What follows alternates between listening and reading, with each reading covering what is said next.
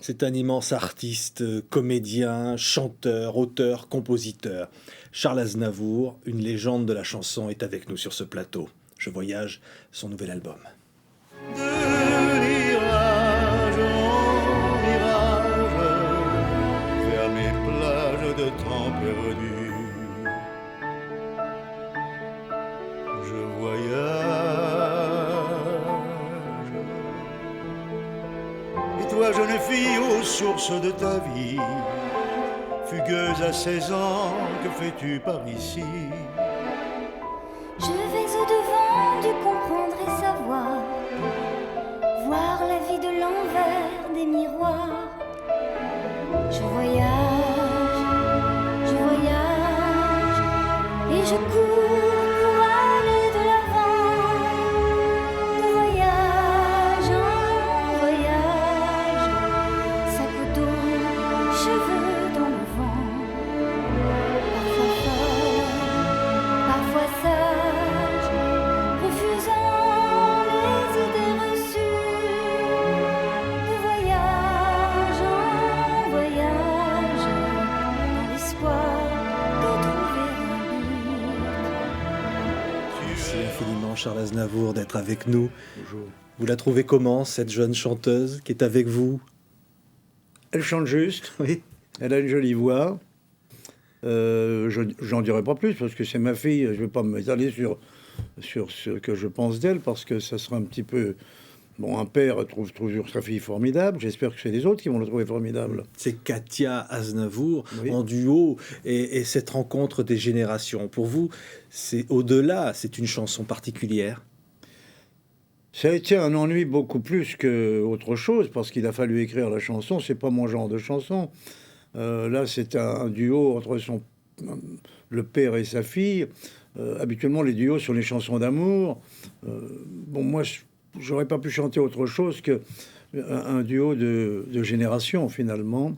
J'ai eu beaucoup de mal à écrire le texte. Ouais. Et puis, je n'ai pas trouvé la musique. Alors, je me suis adressé à Jean-Pierre Bourter, qui a fait ça très, très bien.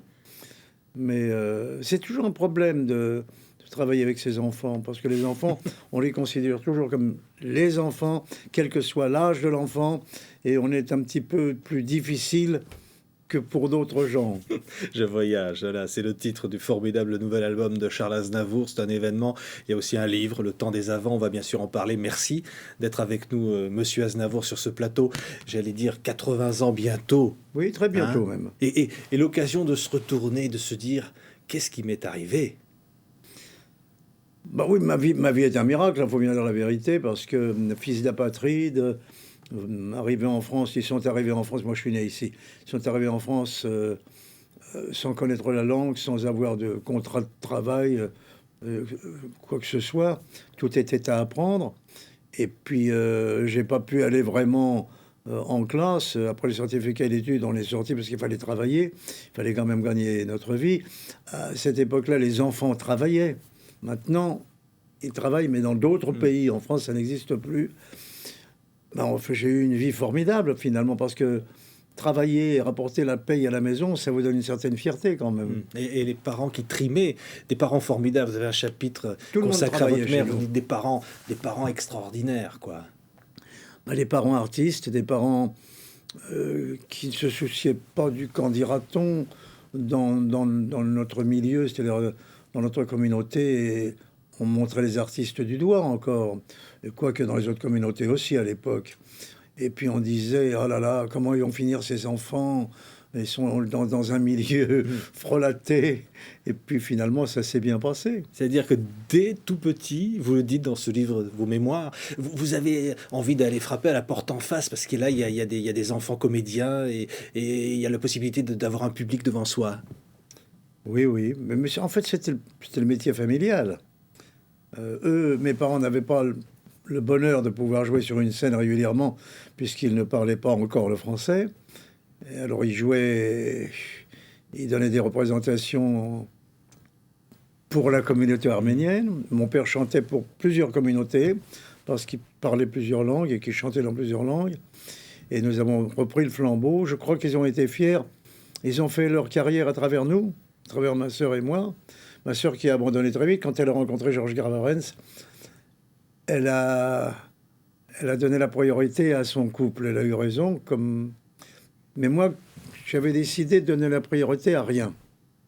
La famille, surtout celle que je créais, et mon métier, je voulais que ça marche du même pas. Ouais. Et la guerre va arriver. Vous allez croiser Manouchian, l'affiche rouge. Oui, non, on ne l'a pas croisé, on le connaissait déjà auparavant.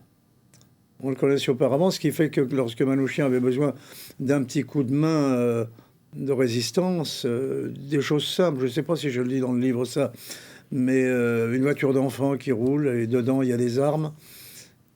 Le coup fait, les armes revenaient dans la voiture d'enfant, les hommes fuyaient, on courait après eux mais ils n'avaient rien sur eux, et maman rentrait à la maison avec les armes et la voiture d'enfant. Ouais. Et beaucoup Des de choses comme courage, ça. ouais. Beaucoup de courage, parce que faire partie de cette communauté arménienne, vous dites finalement avec les Juifs et tous ceux qui étaient pourchassés, qui avaient un destin tragique commun.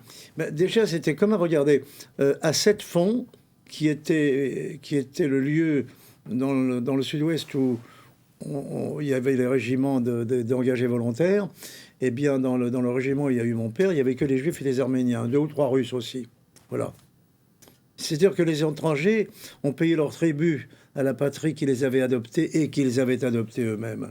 Qu'il y avait l'amour quelque part. Oui, mais sans amour, rien ne se passe. Il y a différentes manières d'aimer, différentes raisons d'aimer, mais aimer reste aimer. Bon, on peut aimer son métier, on peut aimer une personne, on peut aimer sa famille, on peut aimer manger, boire, dormir, mais c'est toujours de l'amour. Finalement, il faut tout faire avec tendresse, avec amour. Et vous allez vous lancer dans cette carrière d'abord de fantaisiste, finalement, on pourrait dire. Vous dites dans la chanson, je me voyais déjà, hein, jouer la fantaisie et faire rire. Mais j'avais déjà abandonné la fantaisie avant. Je me voyais déjà, parce que j'avais écrit Parce que, vient un croc de mon épaule, etc., etc. Mais la fantaisie me semblait la chose la plus simple, parce que dans les cabarets, on voulait des gens qui distraient le public. Lorsque je chantais Parce que au Crazy Horse Saloon, ça n'intéressait pas le public, mais quand je chantais Le Feu trop topé, ça les amusait beaucoup plus. Ouais. Ça n'allait pas avec ces jolies dames nues. Ouais. Vous allez dire chanteur swing au départ, c'est-à-dire qui savait finalement manier la danse aussi. Vous étiez bon danseur. Bah, c'est alors que j'ai fait de la danse. Ouais. J'ai fait de la danse et j'ai même étudié quelques années dans ma vie la danse classique. Mais la vraie danse classique, à la barre, etc., etc. Ça m'est toujours utile, vous savez, dans le mouvement, dans le geste. Ça permet d'avoir des gestes plus amples, plus jolis, plus lents. Je peux, moi, faire un mouvement comme ça lentement, très lentement, pendant toute une chanson, ce qui n'est pas facile, vous savez. Mais ça, c'est donné qu'aux danseurs. Et un homme qui s'appelle Pierre Roche, qui nous a quittés maintenant, mais qui va Alors, compter oui. beaucoup. C'est Oui. une rencontre décisive. Oui, c'était une grande rencontre. D'abord parce que tout ce qui est rythmé, je le dois à Roche. Comme lui me devait tout ce qui n'était pas rythmé. Les valses, les passos doubles, les tangos, c'est moi. Tout ce qui est swing, etc., c'est lui. Ouais. Il y a eu cette espèce de rencontre musicale, d'une part, où on a découvert chacun qu'on ne savait qu'une seule chose et que l'autre possédait en lui des idées qui étaient aussi valables. Et puis, il était compositeur et il cherchait un auteur qu'il n'y trouvait pas toujours. Et quand on a fait notre numéro, les auteurs que nous avions autour de nous, et qui étaient des auteurs excellents, comme Francis Blanche, par exemple, ont refusé de nous écrire des textes en disant « avec vous, on ne va pas gagner un sou ». Alors, je me suis mis au travail, comme un tâcheron que je suis, et que je suis resté, et j'ai écrit une chanson qui s'appelle « J'ai bu », dont Pierre a fait la musique, qui a été le prix du disque avec Georges Hulmer, et qui nous a ouvert les portes du métier en tant qu'auteur et compositeur, puisqu'à partir de ce moment-là, les gens nous ont réclamé les chansons, les artistes. Et alors, à nous deux, l'Amérique, hein, vous Oui. allez avec Roche faire les 400 coups, vous Oui, vous oui. retrouvez dans des cabarets pas possibles, dans des salles parfois incroyables, et avec des aventures, et puis de jolies femmes qui gravitent tout autour. C'est une vie de bohème.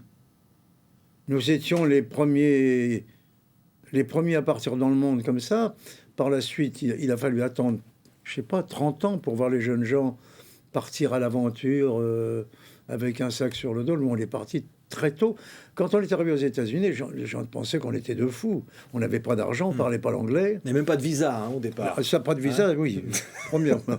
Et Roche avait appris l'anglais à l'école, mais il n'en connaissait rien. Il connaissait 2 phrases.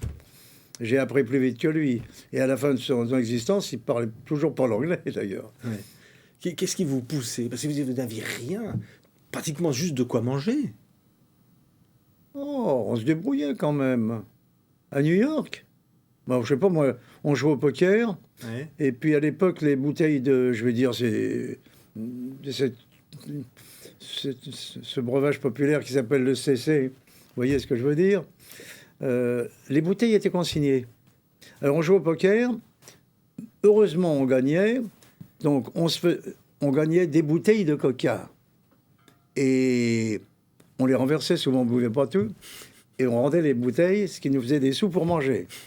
On se débrouillait, c'était pas grave. Vous savez, quand on est jeune, tout est possible. Et tout doit être possible à la jeunesse. Si on vit une vie de vieux quand on est jeune, alors quand va-t-on rajeunir? Jamais. Je crois que c'est le contraire. Moi, j'ai bu, je fumais 3 paquets de gauloises par jour, je sortais toutes les nuits. Bon, j'ai fait tout ce qu'on pouvait faire, les 400 coups, je les ai faits, jusqu'au moment où il fallait arrêter. Mais les 20 ans, il faut les brûler. Alors, je les ai brûlés. Nous les avons brûlés avec Roche. Merci infiniment, Charles Aznavour, d'être avec nous. On se retrouve demain sur TV5 pour la 2e partie de cette émission événement. Exauce mes prières en m'accueillant à ses côtés, ou bien que tu jettes ma chair aux flammes pour l'éternité. Je n'ai pas de mille à me faire, je serai pas trop mal logé, que j'aille au ciel ou en enfer, je n'ai pas lieu de m'inquiéter.